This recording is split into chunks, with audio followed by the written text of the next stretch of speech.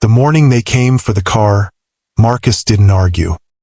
He stood at the edge of his cracked concrete driveway in a pair of work boots that had seen better decades, hands pushed deep into the pockets of his canvas jacket, and he watched Derek, his ex-wife's new husband, wave toward the old Dodge like a man dismissing a stray dog from his yard. Derek was the kind of man who wore confidence the way other men wore cologne, applied heavily and first thing in the morning. He had opinions about everything and doubts about nothing, and on that particular Saturday he had decided, with the full and cheerful authority of someone who had never built anything with his hands, that the car under the tarp in the corner of Marcus's garage was an eyesore, a hazard, and frankly, an embarrassment to the neighborhood. He had brought someone with him, a man from the salvage yard on Route 9, clipboard in hand, who walked around the Dodge the way a butcher walks around a carcass. Measuring, calculating, already somewhere else in his mind. He kicked one of the rear tires. He ran a finger along the rocker panel and held it up, rust orange and damning, like evidence in a trial Marcus hadn't known he was standing in. Then the man scribbled a number on a yellow slip of paper and handed it to Derek, not to Marcus, and Derek looked at it and nodded with the satisfied expression of someone confirming what they already knew. $40. That was the number on the paper.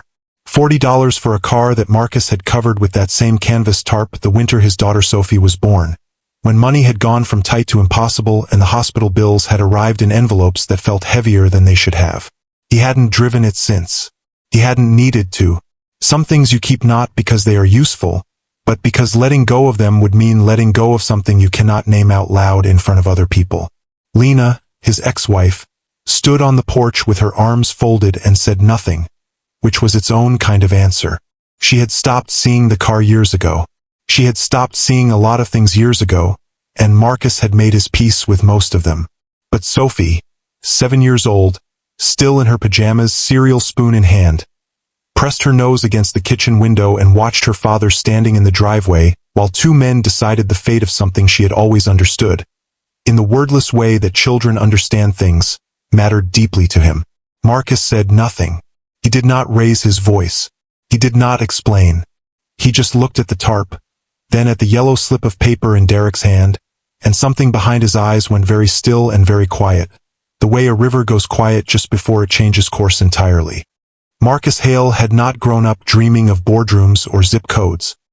He had grown up in a 2-bedroom house in Millhaven, Ohio, where his father worked the line at a Chrysler assembly plant and came home every evening smelling of metal shavings and machine oil, with a quietness about him that Marcus had once mistaken for sadness and later understood was simply dignity.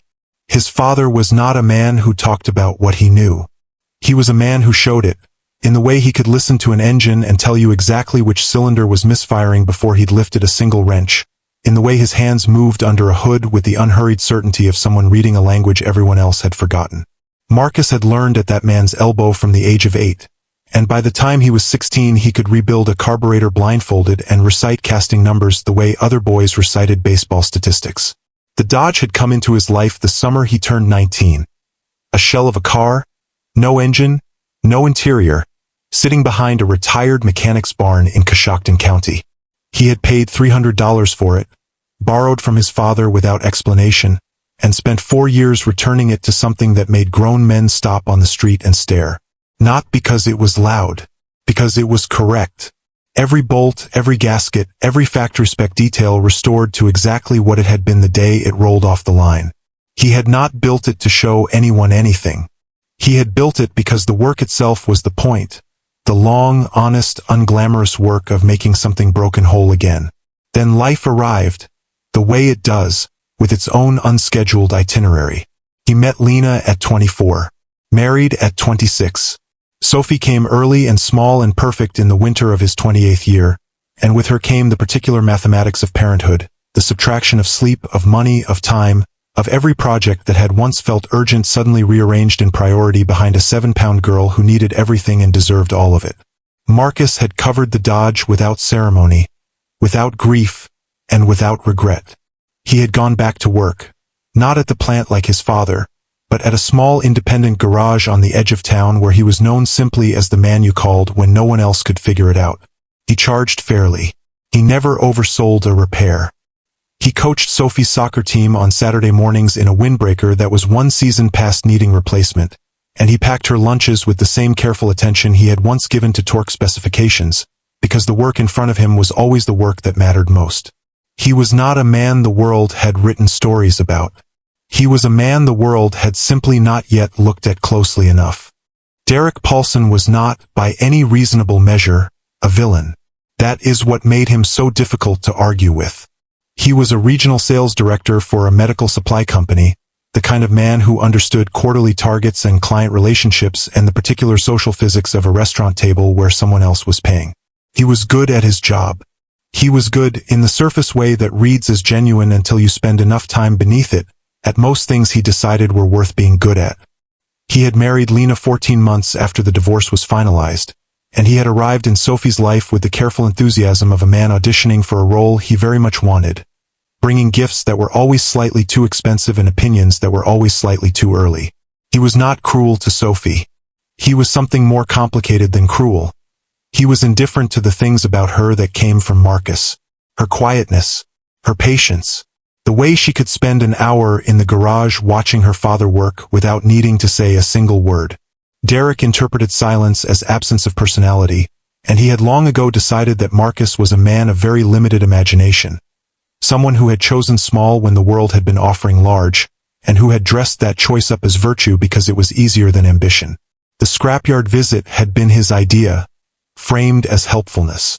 The garage, he had told Lena, was pulling down the property value.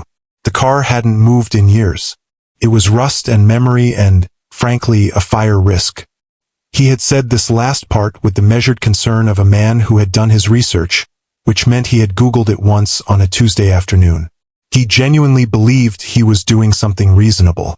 He genuinely believed that Marcus's attachment to the car was the irrational sentimentality of a man who had not moved on, and that removing it would be a kind of service, a clearing of the past to make room for something better. This is the particular danger of a certain kind of confident man. He is not lying when he speaks. He simply has no equipment for measuring the value of what he cannot immediately price. He had stood in that driveway with the clipboard man and felt nothing but the clean satisfaction of a problem being solved. And when Marcus had gone quiet the way Marcus always went quiet, Derek had read it as acceptance and made a mental note to follow up with the scrapyard on Monday. He did not know what was under that tarp. He had never thought to ask. The man who saved the car was named Raymond Chu, and he was not supposed to be in Millhaven at all. He was 61 years old, semi-retired, and widely regarded in the narrow and serious world of Mopar authentication as the closest thing the hobby had to a final word. He did not have a television show. He did not have a large social media following. He had a reputation which in his world was worth considerably more. He had spent 40 years documenting factory anomalies in Chrysler muscle cars, the small, unannounced variations that happened when a plant ran a special order, a press review vehicle, or an internal engineering evaluation unit, cars that were built to factory spec but with differences so subtle that only someone who had memorized the production records, the casting date codes, and the original order manifests would ever know to look for them. He had been driving through Ohio on his way back from authenticating a Hemi Cuda in Columbus when his nephew, who worked at the Route 9 salvage yard, had called him about a '69 Charger that had just been scheduled for the crusher. Raymond had almost not stopped. He was tired. He had a 4-hour drive ahead of him. But his nephew had described something in the VIN sequence that didn't sit right, a number that was close to correct but not quite standard, and Raymond Chu had not gotten where he was by ignoring things that didn't sit right. He arrived at Marcus's garage on a Tuesday morning with a flashlight, a magnifying loupe, and the specific calm of a man who had been wrong before and had made his peace with the possibility. Marcus watched him from the doorway with a cup of coffee going cold in his hand, saying nothing, offering nothing, simply allowing the man to work. Raymond spent 40 minutes under the car before he found it, stamped into the firewall behind the brake booster bracket, in a location that no production vehicle should have carried it. A 2-letter factory code followed by a sequence that Raymond recognized immediately and had not seen on a physical vehicle in over 20 years. His hand went still on the metal.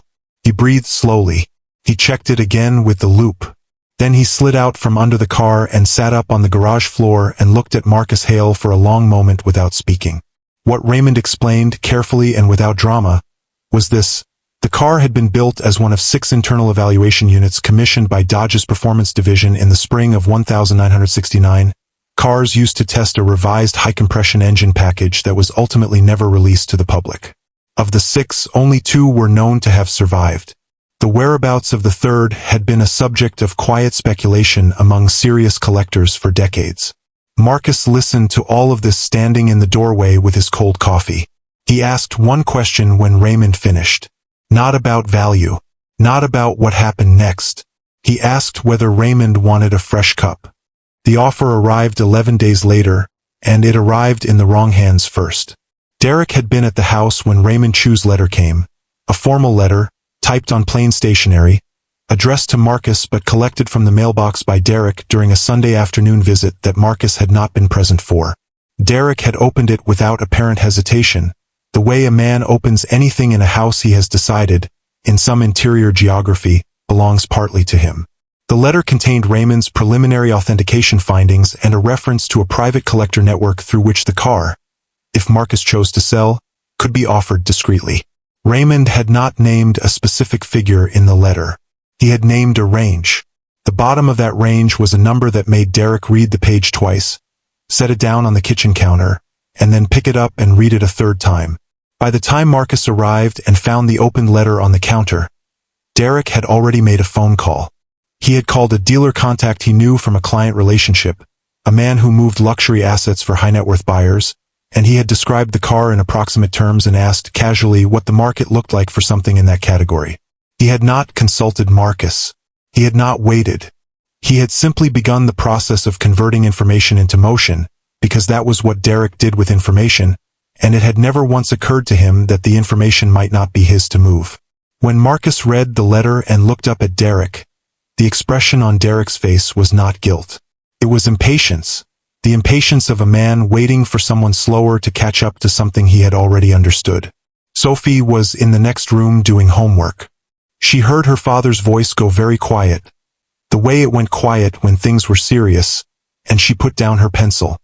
Marcus made 3 phone calls that week, and he made them alone in the garage with the door closed. The first was to Raymond Chu, who confirmed that the authentication was solid enough to proceed, and that the collector network he had referenced operated entirely outside the kind of channels Derek's contact ran in, slower, more private, and answerable only to the owner of the vehicle.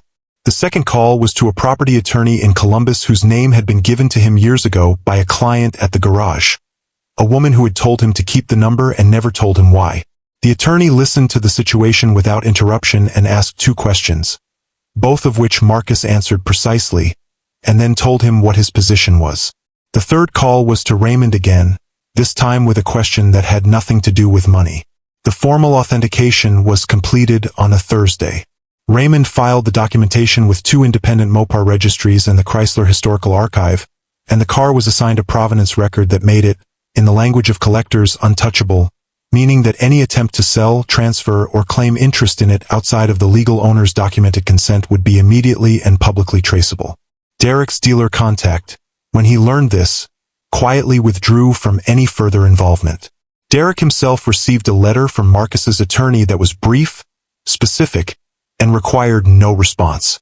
The collector who ultimately made an offer for the car was a man in Tennessee who had been looking for the third evaluation unit for 11 years. His opening number was not the bottom of Raymond's range. It was considerably above the top of it. Marcus sat with the offer for a full week before he called Sophie into the garage and showed it to her, not because he needed her permission, but because she was the reason the car had stayed covered all those years, and she deserved to be in the room when the chapter closed. Sophie looked at the number for a long time. Then she looked at her father. Then she asked if they could keep the tarp. They kept the tarp. Marcus did not sell the car that year. He declined the Tennessee collector's offer politely and in writing, and he filed Raymond Chu's authentication documents in a manila folder in the fireproof lockbox where he kept Sophie's birth certificate and his father's discharge papers.